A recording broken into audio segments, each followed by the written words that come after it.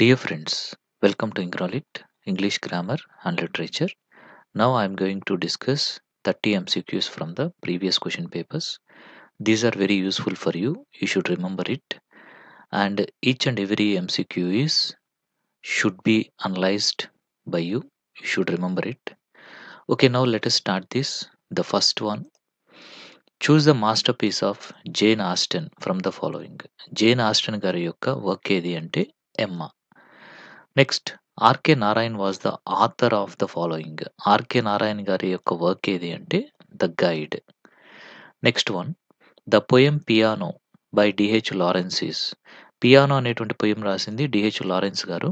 ఇదేంటి అంటే a 12 lines అన్నెట్. Next one 'the essay 'I have a dream'. ఈ ఎస్సే అయినటువంటి 'ఐ హావ్ ఎ డ్రీమ్' అనేది ఎవరు రాశారు అంటే మార్టిన్ లూథర్ కింగ్ జూనియర్ రాశారు. ఇక్కడి నుండి మీకు చాలా చాలా ఇంపార్టెంట్ ఎంసీక్యూస్ అనేటువంటివి వస్తాయి. ఎందుకంటే ఇక్కడ నుండి మీకు వొకాబులరీ, గ్రామర్, ప్రొనౌన్సియేషన్ ఇంకా మెథడాలజీ బిట్స్ అనేటువంటివి వస్తాయి. So don't miss any one of them. The following comes first in a short story. Short స్టోరీలో ఫస్ట్ వచ్చేటువంటిది ఏది? Narrative lead. షార్ట్ స్టోరీలో ఫస్ట్ వచ్చేదాన్ని ఏమంటాము? నారేటివ్ లీడ్ అనేసి అంటాము. అలాగే next one choose the private letter from the following. కింద ఇచ్చిన వాటిలో ప్రైవేట్ లెటర్ ఏది అంటే third option A letter of invitation. Next one does he work for dash higher salary. ఇక్కడ మనం కరెక్ట్ ఆర్టికల్ యూజ్ చేయాలి. The correct article is a. Does he work for a higher salary. The next one once dash old hermit saw dash kite catch dash little mouse అనేసి ఇచ్చారు. So the correct answer is once an old hermit saw a kite catch a little mouse. So that second one is correct answer. So the articles అనేటువంటి దాని కింద మనం ఈ options అనేటువంటివి చూస్ చేసుకోవాలి. Next one he was intent dash winnowing A scholarship. Here we should use correct preposition. On is the correct choice. He was intent on winning a scholarship. ఇక్కడ మనకి next sentence choose the correct sentence regarding the use of preposition. Preposition కరెక్ట్గా use చేసినటువంటి sentence ఏది అంటే first one you are blessed with good health. Blessed with good health. With అనేది ఇక్కడ కరెక్ట్గా use చేశారు. Next one neither of the two sisters can be trusted. ఇక్కడ neither అనేటువంటిది ఏంటి అనేసి ఇచ్చారు. ఇక్కడ నెయిదర్ అనేటువంటిది ప్రొనౌన్ అనమాట. Neither was used like a pronoun here. Neither of the two sisters can be trusted అనేసి ఇచ్చారు. Okay next one choose the sentence with two nouns in it. రెండు నౌన్స్ ఉన్నటువంటి సెంటెన్స్ ఏది అన్నారు. The first one is the sentence which has two nouns. The director అనేది ఒక noun, permission అనేది మరొక నౌన్.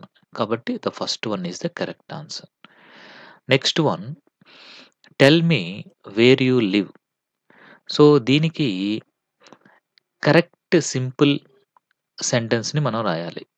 దీనికి ఎలా రాయొచ్చు అంటే టెల్ మీ యువర్ అడ్రస్ అనేసి మనం రాయొచ్చు. Next doctor is your wife very fat. ఇది true statement regarding the above sentence అనేసి ఇచ్చారు. దీనికి ట్రూ స్టేట్మెంట్ అనేటువంటి దాన్ని మనం ఎలా రాస్తాము. Choose the true statement regarding the above sentence. Doctor is your wife very fat. ఇదేంటి అసలు? ఇది ఏ టైప్ ఆఫ్ క్వశ్చన్? ఇది ఒక yes or no type of question. Which type of question it is? Yes or no type. దీని యొక్క answer అనేది either yes or no అనేది అవుతుంది. Next one I am writing a letter at present. ఈ sentence అనేది ఏమి indicate చేస్తుంది అంటే an action which is in progress at the time of speaking. అంతే కదా, ఒక యాక్షన్ అనేది జరుగుతూ ఉందన్నమాట. అంటే present continuous tense. Next one I showed him what I dash.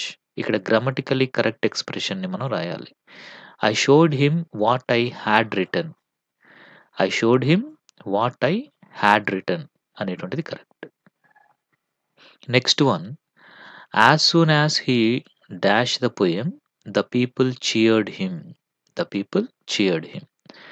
ఇక్కడ కరెక్ట్ వన్ ఏంటి అంటే, ఇక్కడ ఆల్రెడీ పాస్ట్ ఉంది కాబట్టి దీనికి రిలేటెడ్‌గా ఉండేటువంటి పాస్ట్ దాన్ని మనం సెలెక్ట్ చేసుకోవాలి. కాబట్టి హ్యాడ్ రిసైటెడ్ అనేది కరెక్ట్ అవుతుంది. As soon as he had recited the poem the people cheered him.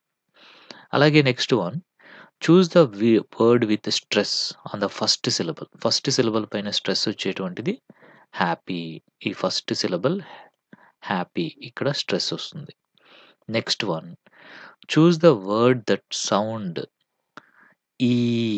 ఈ అనే సౌండ్ ఎక్కడుంది అంటే సెకండ్ ఆప్షన్‌లో ఈ అనే సౌండ్ ఉంది.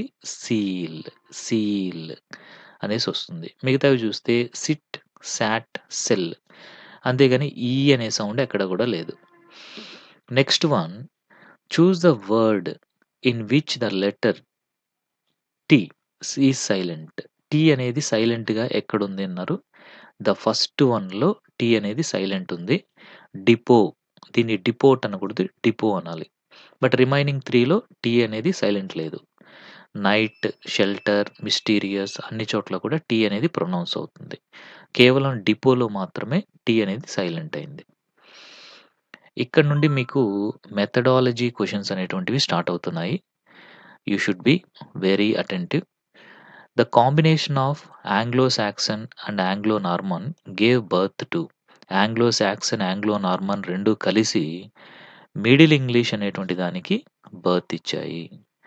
Next one, the English and foreign language university is situated in Hyderabad. దీన్నే ఇఫ్లూ అనేసి అంటారు. ఇంతకుముందు సీఫెల్ అనేసి అనేవాళ్ళు. దానికి ఇప్పుడు పేరు మార్చారు.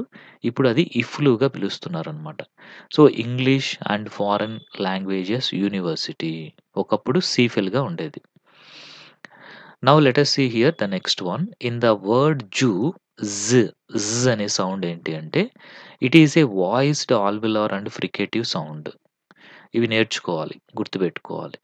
నెక్స్ట్ వన్, రీడింగ్ అనేటువంటిది ఏంటి అంటే it is a receptive skill. It is not a productive, non receptive కాదు. ఇంకా ఆర్గనైజేషనల్ అన్నారు. These 3 are the wrong.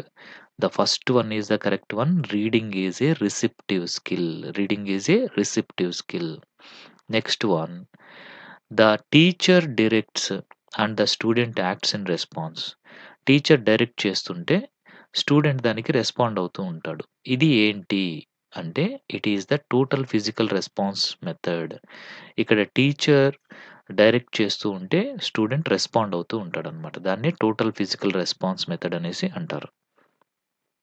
Next one, the words which do not carry the main meaning of the sentence they are called structural words. అంటే words అనేటువంటివి మనకి structure words, ఇంకా content words అనేసి మనం divide చేస్తాము. ఇక్కడ మెయిన్ మీనింగ్ అనేటువంటిది ఉండేటువంటి దాన్ని కంటెంట్ వర్డ్స్ అంటారు. అలాగ మెయిన్ మీనింగ్ లేనటువంటి వాటిని స్ట్రక్చర్ వర్డ్స్ అనేసి అంటారనమాట. Next one, I have always felt that the true text book for the people is his teacher. So, ఈ సెంటెన్స్ చెప్పింది ఎవరు? I have always felt that the true text book for the people is his teacher అని చెప్పింది ఎవరు అంటే మోహన్ దాస్ కరమ్చంద్ గాంధీ గారు. Next one, the basis for the concept of micro teaching is the theory of operant conditioning. అసలు ఈ micro teaching అనేటువంటి దానికి basic theory అనేటువంటిది ఆపరెంట్ కండిషనింగ్ అనేటువంటి దాని ద్వారా వచ్చింది. ఈ ఆపరెంట్ కండిషన్ అనేది బిఎఫ్ స్కిన్నర్ గారు ప్రతిపాదించారు.